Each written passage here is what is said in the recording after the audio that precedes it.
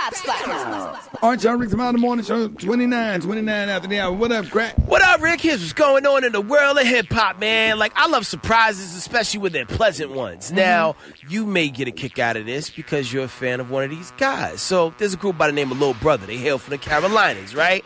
The initial lineup of the group was, you had Fontigolo, you had rapper Big Pooh, and you had producer Knife Wonder.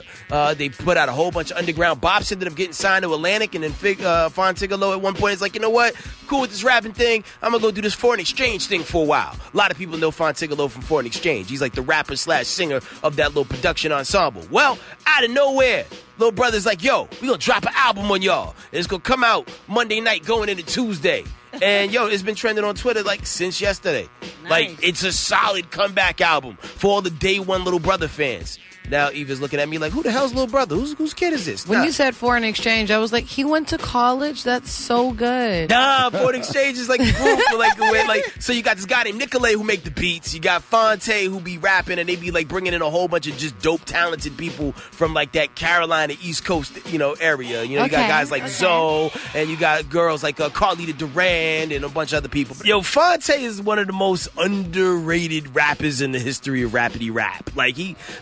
Quiet as kept, he inspired Drake.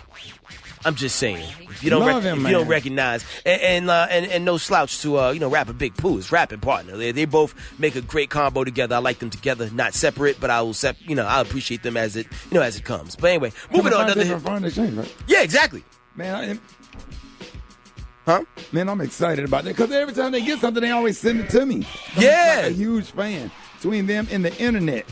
Yeah. Yes. Definitely a wave, man. So be sure you check that out. Lil Brother, new album is out right now called May the Lord Watch. May the Lord watch the charts because there's no new king on the throne, or queen, should I say. Yeah. Old Town Road had 19 successful weeks at the top of the chart, and my man Lil Nas X has been dethroned by this girl. Yo, the video's kind of crazy. Like, she's like singing, and like all of a sudden her nose starts bleeding, like 11 from Stranger Things. I'm not mad at it at all, man. Hear that bass line, Brian? I absolutely hear it.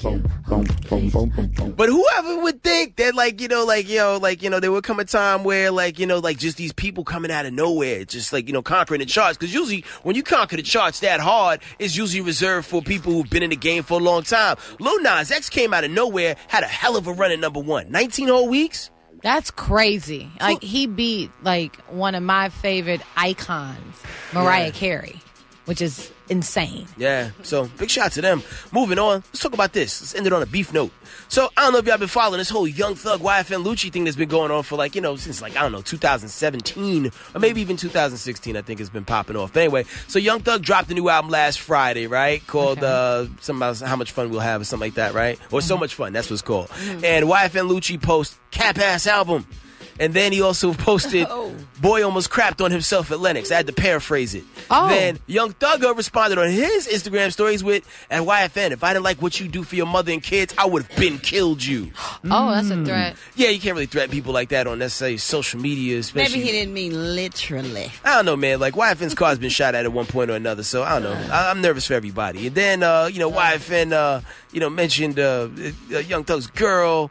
And then his girl got involved in it. At the end of the day, as a referee who just watches the game and you're the ping pong ball go back and forth, it's like, guys, chill out. Right. You guys are getting to the bag. Right. Don't mess up the money, especially considering how many shows you guys may end up on together. Right. And you put yourself in a position where promoters might be like, nah, we're not going to book that person because this person got beef with that person the other way around. Yeah. And maybe you guys don't care. Right. Maybe the street code or I keep it real. Maybe but see, you gotta care. That's too much. That's the problem. Everybody wants to be so hard.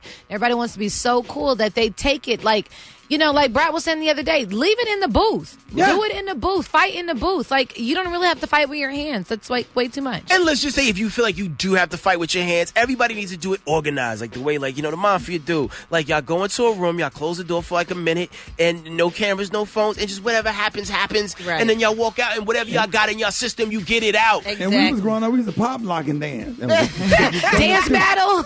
Yeah. At the end of the day, man, I don't want to see none of these guys taken out of here, man. They both talented. If it could be settled with a dance battle, I'm here for that as well. Okay. It'd be very 80s, but I'm here for it. Anything besides a gun. Exactly. Because people usually don't shoot the person they aiming at. Yeah. It usually be some random person who gets their hat taken off. Absolutely. So please chill, guys. Anyway, that's it for me. Some stories I'm following Twitter, Instagram, and SoundCloud. HEADKRACK. That is, I appreciate it. Headkrack Praise Mix Down. Coming up next, Rick's Smiley Morning Show.